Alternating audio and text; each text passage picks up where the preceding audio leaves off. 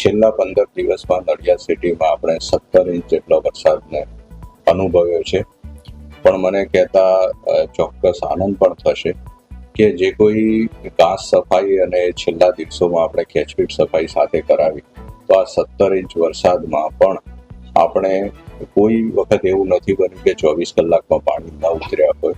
મોટાભાગે પાણી ઉતરી ગયા છે અને પાણી ઉતર્યા પછી પણ શ્રેયસ ગરનાળું અને એ ગરનાળાની સફાઈ કરીને આપણે તાત્કાલિક અસરથી વાહન વ્યવહાર પણ પૂર્વવત કર્યો છે.